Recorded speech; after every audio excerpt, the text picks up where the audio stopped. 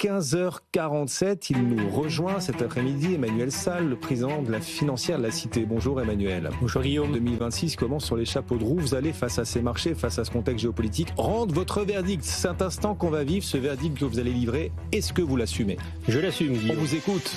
Écoutez, malheureusement, je crains qu'en 2026, en bourse, il ne faille jouer le populisme. Un peu comme en 2025 d'ailleurs. Ah, la bourse cette année sera portée par le populisme, d'après vous ? Par les thématiques liées au populisme, en effet. Je crois que d'ailleurs ces premiers jours de 2026 sont particulièrement annonciateurs. On voit que les valeurs de défense reprennent des couleurs, bien sûr aux États-Unis, mais également en Europe. Les matières premières, à l'exception du pétrole, l'or. On a un monde plus fragmenté qu'il ne l'était en 2025, avec de grandes zones géopolitiques. Une Europe qui se porte mal, avec là également une montée des mouvements populistes qui produit ses propres effets dans l'économie et sur les marchés.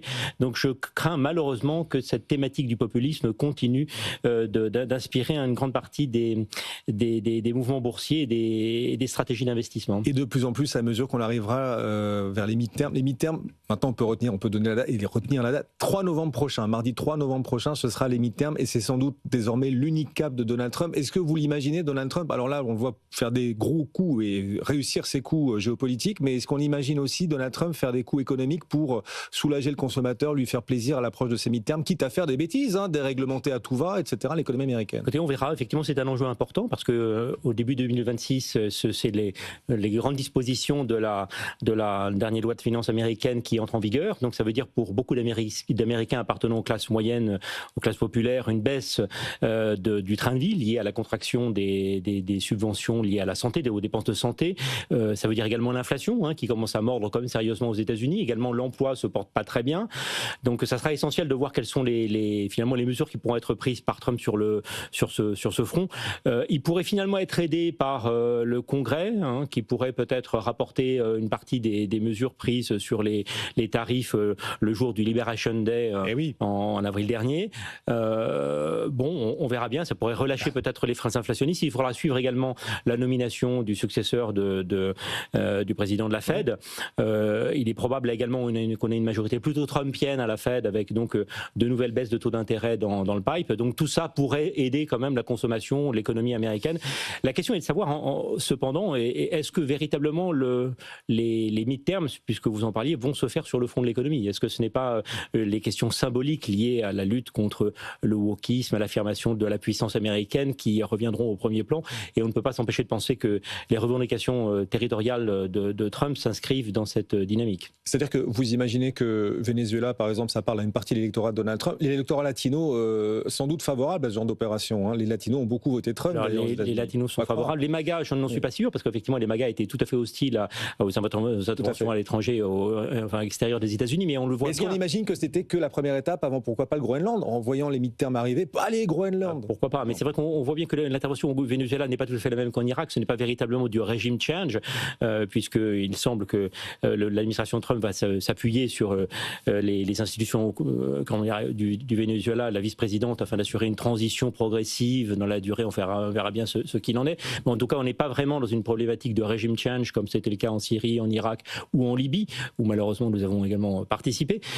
Donc on peut considérer que le contrat avec la sphère MAGA sur la non-intervention des États-Unis dans ce cadre-là est plus ou moins respecté. Et en revanche, l'affirmation de puissance américaine au Venezuela, au Colombie, peut-être au Groenland, va quand même flatte toute cette sphère de l'électorat. À titre personnel, moi je pensais que les élections se faisaient davantage sur des questions symboliques, sur des questions de signaux historiques et symboliques, ou religieux, si on veut, c'est valeurs et territoires, que sur des questions strictement économiques. Oui. Et nous verrons bien. Oui. En outre, même si le Congrès passe dans le camp démocrate, ça n'ôtera pas les pouvoirs dont dispose le président des États-Unis en matière de politique étrangère, qui sont extrêmement importants, là, notamment en matière militaire. Il a fait ce qu'il a fait au Venezuela sans passer par le Congrès. Il aurait dû d'ailleurs, mais enfin il l'a fait quand même. Au-delà de ces questions-là, l'année dernière, tout le monde craignait la récession qui n'est pas advenue. Cette année, tout le monde attend une réaccélération de la croissance. Est-ce que du coup, c'est un risque ? Alors, effectivement, c'est terrible. Moi, j'ai le sentiment que je suis resté optimiste pour 2026 parce que je trouve qu'on a plutôt des facteurs qui sont plutôt positifs. D'abord, le pétrole, la baisse du prix du pétrole. Et c'est que là, c'est vrai qu'un pétrole à 50, 60 $, ça, c'est plutôt favorable à l'économie mondiale. La baisse du dollar, mais tout est fait pour favoriser la baisse du dollar, même si à court terme, on peut avoir des mouvements de hausse liés justement au succès de l'intervention américaine, voire au prolongement de ces opérations. Mais mon sentiment, c'est que le dollar devrait rester assez bas. Enfin le taux de change, donc ça soutient plutôt l'économie mondiale, en tout cas les pays émergents. Bon, de ce point de vue-là, j'avoue, je ne vois pas de grand accident. Il peut y avoir un risque en matière de politique monétaire, mais là également aux États-Unis, je crois que c'est plutôt bien géré. En revanche, le problème, c'est toujours l'Europe. L'Europe qui est toujours malheureusement en panne, toujours à la traîne, avec des taux longs extrêmement élevés comparativement à l'économie. Attendez, l'Europe à la traîne. Enfin, la BCE a baissé ses taux largement avant la Fed. Ah ouais, alors vous savez que dans la politique monétaire, il y a les taux courts et les taux longs. Alors certes, elle a commencé à baisser les taux courts après les avoir remontés de façon après avoir connu le cycle de hausse le plus important de son histoire.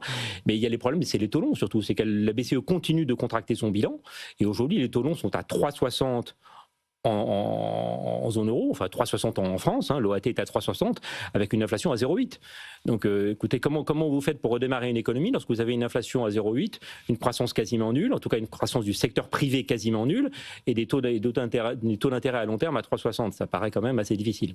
Oui, donc pression là sur la BCE. Vous estimez que la BCE... je pense qu'il y a un vrai problème de lecture du cycle économique et que la BCE a été plus concernée finalement par le souci de tourner la page de l'ère Draghi, de revenir à une gestion dite orthodoxe, normalisée des équilibres monétaires, plutôt que de soutenir la croissance européenne. Il faut dire malheureusement que son mandat, comme le soulignait d'ailleurs le président de la République récemment, est limité, puisqu'il ne concerne nominalement que l'inflation. Mais on sait très bien qu'à travers l'inflation, on peut attraper beaucoup de choses. On peut attraper également le taux de change, pourquoi pas la croissance, puisque la croissance est un des facteurs de détermination de l'inflation. En préparant cet échange, Emmanuel, vous me disiez qu'il y avait un truc peut-être un peu agaçant, une actualité passée là qu'on a vu apparaître pendant les fêtes, qui peut-être vous a agacé en tout cas, le salaire de Christine Lagarde. Le salaire de Christine Lagarde dont on a découvert qu'il était supérieur à celui de Jérôme Powell.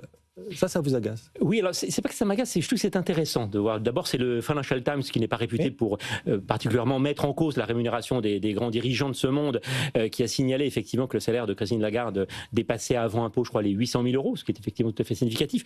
À titre personnel, c'est moins le salaire de Christine Lagarde qui me dérange que finalement sa politique. Et je pense que c'est davantage sa politique qu'on devrait mettre en cause, et notamment une politique de contraction de la demande interne, tout à fait assumée dans la foulée des analyses d'Isabelle Schnabel et de Nagel, le patron de la Bundesbank, avec des conséquences dont la France est la principale victime. Alors la France, justement, elle passera un test obligataire dès cette semaine. L'année 2026 commence dès cette semaine sur le marché obligataire pour nous. On va essayer d'émettre 13,5 milliards d'euros. Ce sera jeudi, J-3 avant cette émission à long terme, 10 ans et 30 ans. 13,5 milliards d'euros à 10 ans et 30 ans. Ce sera un premier test, alors que cette année, l'Allemagne aussi doit se mettre à émettre pas mal de dettes.